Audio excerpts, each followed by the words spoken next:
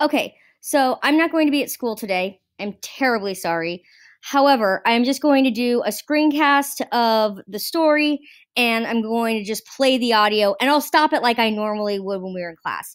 Now, this is scene 3, and so I think everybody except fourth hour needs to listen to this whole scene, and then seventh hour, you'll need to listen to like the last 10, I don't know, 5 minutes or so. You're mostly done with scene 3. But this takes place in Capulet's house and includes Lady Capulet, the nurse, and Juliet.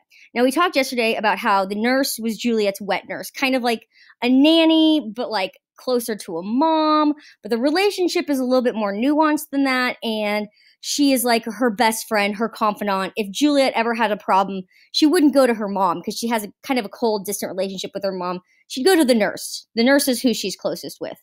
So we're going to start with scene 3. This takes place in Capulet's house. And Capulet, or Lady Capulet, has found out that Paris wants to marry Juliet, and she has a very different reaction than Juliet's father did. Remember, Juliet's father said that he wanted Juliet to wait 2 more years before she gets married. And he told Paris that he could come to the party tonight, try and woo her, but he really wants to be her choice, and he wants her to be a little bit older. Okay, but let's start with scene 3. Here we go. Capulet's house.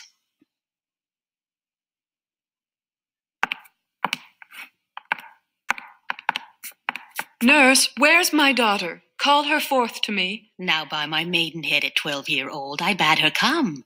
What lamb? What ladybird? God forbid, where's this girl? What, Juliet? How now? Who calls? Your mother. Madam, I am here. What is your will? This is the matter. Nurse, give leave a while. We must talk in secret.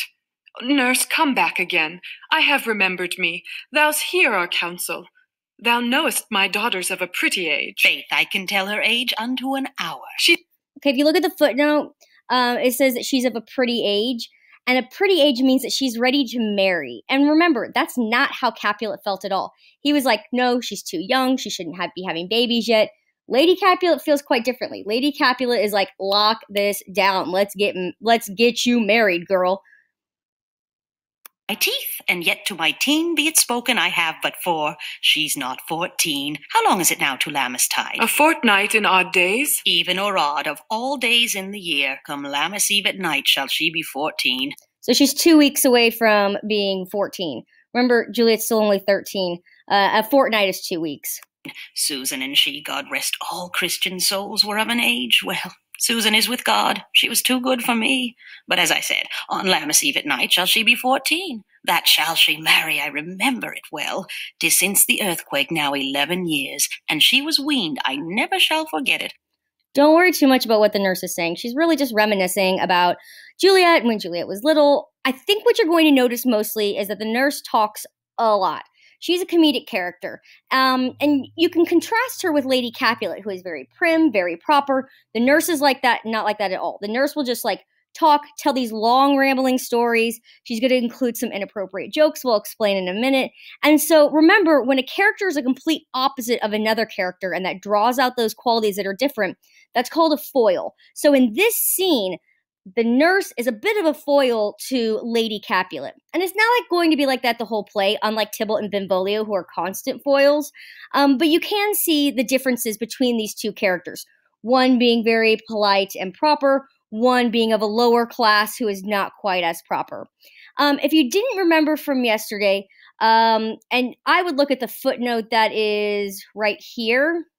This really explains the relationship between Juliet and her nurse, about how the nurse had a daughter named Susan. Susan probably died, which left her open to be a wet nurse for Juliet. And so when we're thinking about her being a nurse, remember, that has nothing to do with like, I'm sick, I need a nurse. And that has everything to do with the fact that she was a wet nurse. She breastfed Juliet. She's raised her since she was teeny tiny. Okay. Onward we go. Again, don't worry too much about understanding everything in the nurse's long speech. I'll explain the joke at the end, or you can just like skip ahead and read the footnote. I remember it well.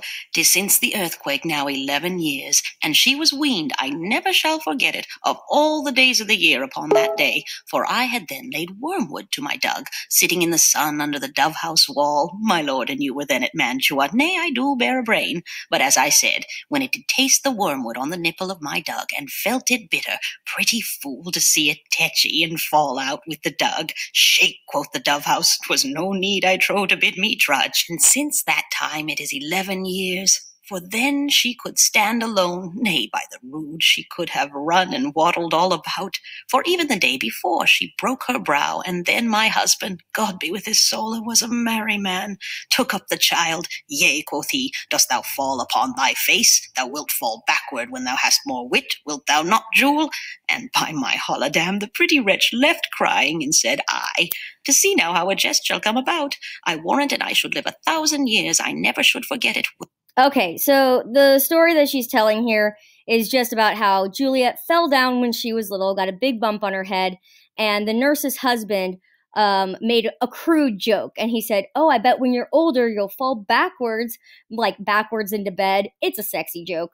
And Juliet, being a baby, just said, yes, and they both thought this was the most hilarious thing. She actually ends up telling this story all the way through 3 times. She's going to tell it twice in this and then once more after Lady Capulet interrupts her. So just be aware, the nurse is obsessed with this like hilarious crude joke. Again, it just shows that she's kind of low class and that she finds great humor in these things where Lady Capulet doesn't. As I never should forget it, wilt thou not, Jule, quoth he, and pretty fool it stinted, and said I. Enough of this. I pray thee hold thy peace. Yes, madam. Yet I cannot choose but laugh to think it should leave crying, and say I. And yet I warrant it had upon its brow a bump as big as a young cockerel stone, a perilous knock, and it cried bitterly. Yea, quoth my husband, fall'st upon thy face? Thou wilt fall backward when thou comest to age. Wilt thou not, Jule? It stinted, and said I. And stint thou too, I pray thee, nurse, say I. Peace, I have done. God mark thee to his grace, thou wast the prettiest babe that e'er I nursed, and I might live to see thee married once. I have my wish. Mary, that Mary is the very theme I came to talk of. Tell me, daughter Juliet, how stands your disposition to be married? It is an honor that I dream not of. So it's not that Juliet isn't like totally, she's not opposed to being married, but keep in mind, she's only 13. This just isn't something that she's thought about at all. So I know that's one of the questions on your study guide. So Juliet she hasn't really thought about being married. It's not something that's really on her mind.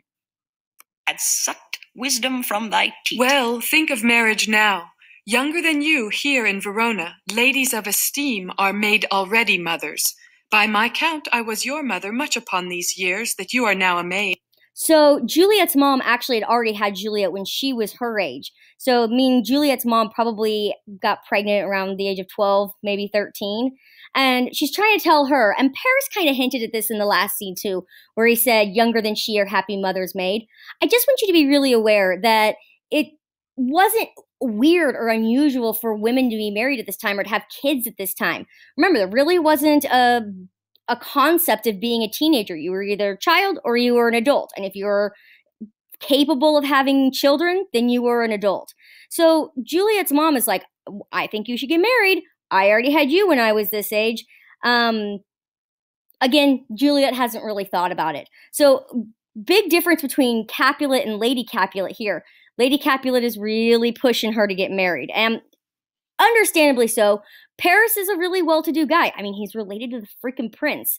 So she probably really wants her to marry him. Are made already mothers. By my count, I was your mother much upon these years that you are now a maid. Thus then, in brief, the valiant Paris seeks you for his love. A man, young lady, lady, such a man as all the world, why, he's a man of wax. Verona's summer hath not such a flower. Nay, he's a flower, in faith, a very flower. What say you? Can you love the gentleman? This night you shall behold him at our feast. Read o'er the volume of young Paris's face, and find delight writ there with beauty's pen. Examine every several lineament, and see how one another lends content, and what obscured in this fair volume lies, find written in the margent of his eyes. This precious book of love, this unbound lover, to beautify him only lacks a cover. The fish lives in the sea, and 'tis much pride for fair without the fair within to hide. That book in many's eyes doth share the glory, that in gold clasps locks in the golden story. So shall you share all that he doth possess, by having him